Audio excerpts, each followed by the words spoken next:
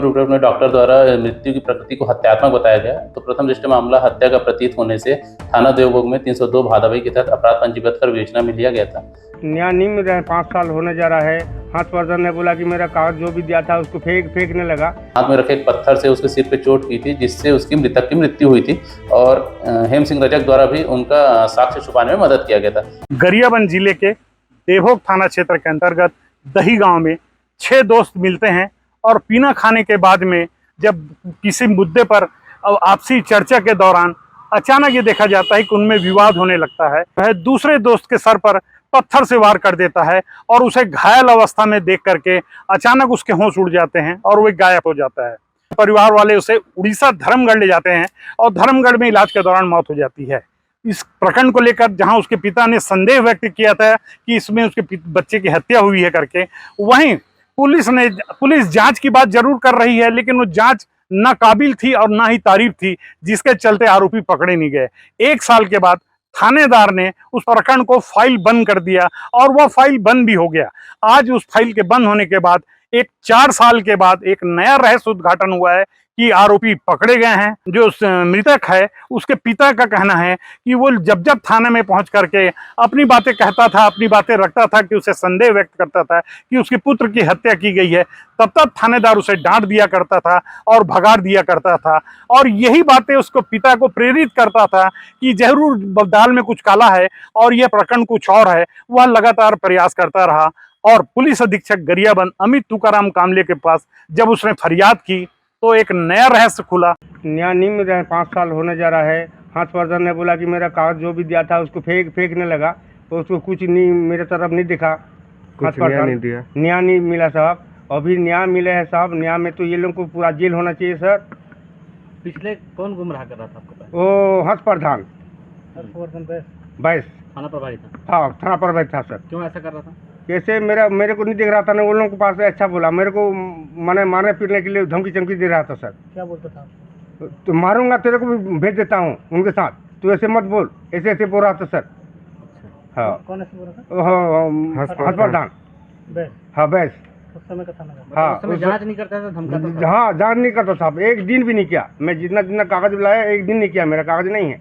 लगभग 4 साल पहले देवभोग के दही गांव में एक युवक झनकराम रजक की हत्या हुई थी और उसमें एक रहस्यमय बात खुल करके आई है कि 4 साल के बाद वह आरोपी पकड़े गए हैं और पकड़ने के बाद में उनको न्यायालय के भी सुपुर्द कर दिया गया है। अब सवाल ये उठता है कि 4 साल पहले जो प्रकरण हुआ था उसे किस तरह से ओपन किया गया, किस तरह से उसके रहस्य उद्घाटन किया गया। आइए हम जानते हैं गरियाबंद के एडिशनल एसपी जितेंद्र चंद्राकर जी से। सर थोड़ा बताएंगे सर, क्या हुआ क्या था प्रकरण में? सर ये थाना देवभोग का मामला है। थाना देवभोग में दिनांक 27/6/2020 को वो मृतक के परिजन थाने जाके सूचना दिए थे कि उनको उनके दोस्तों द्वारा यह बताया गया है कि झचकेतन रजक जो मृतक है वो बीती रात को दही गांव के पास शराब पी रहा था और अचानक शराब के नशे में गिर गया, जिससे उसके सिर पे चोट लगी और उसकी मृत्यु हो गई। इस पर से थाना देवभोग में मर्ग कायम कर जांच में लिया गया था। इसी बीच पीएम रिपोर्ट प्राप्त हुआ। पीएम रिपोर्ट में डॉक्टर द्वारा मृत्यु की प्रकृति को हत्यात्मक बताया गया। तो प्रथम दृष्टया मामला हत्या का प्रतीत होने से थाना देवभोग में 302 भादावई के तहत अपराध पंजीबद्ध कर विवेचना में लिया गया था। लगातार 1 साल तक इसको विवेचना की गई और अज्ञात आरोपियों की पतासाजी की गई। अथक प्रयास के बाद भी जब आरोपीगण पता नहीं चले तो मामले में खात्मा चाक 2021 में किया गया था। किंतु मृतक के पिता कुलचंद रजक, वो भी मृत्यु के संबंध में कुछ डाउट था और वो इसके लिए अपने स्तर पे भी लगे हुए थे। इसी वर्ष उन्होंने दिनांक 22/7/2020 को वर्तमान पुलिस अधीक्षक महोदय के समक्ष आवेदन दिया था अपने पुत्र की हत्या की जांच के संबंध में। देवीराम प्रधान का मृतक के बीच पूर्व में शराब बेचने की बात को लेकर विवाद हुआ था। इसी विवाद के चलते उन्होंने हाथ में रखे एक पत्थर से उसके सिर पे चोट की थी, जिससे उसकी मृतक की मृत्यु हुई थी और हेम सिंह रजक द्वारा भी उनका साक्ष्य छुपाने में मदद किया गया था। उक्त बातें पता चलने पर दोनों आरोपियों को विधिवत गिरफ्तार किया गया है और माननीय न्यायालय के समक्ष प्रस्तुत किया गया है। बात ये भी सामने नजर आ रही है कि आज उसके पिता ने पत्रकारों के समक्ष इस बात को स्पष्ट किया कि जो पूर्व के समय जो थाना प्रभारी थे वो लगातार उसको डांटते रहते थे, धमकाते रहते थे, इस प्रकरण को लेकर शांति बनाए रखने की बात कहा करते थे।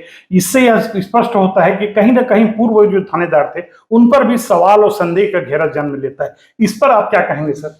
मृतक के पिता द्वारा अभी इस मामले में कोई शिकायत आवेदन नहीं दिया गया है। यदि इस संबंध में कोई शिकायत आवेदन देते हैं तो उसकी जांच की जाएगी और जांच में जो भी तथ्य सामने आएंगे उसके आधार पर वैधानिक कार्रवाई की जाएगी।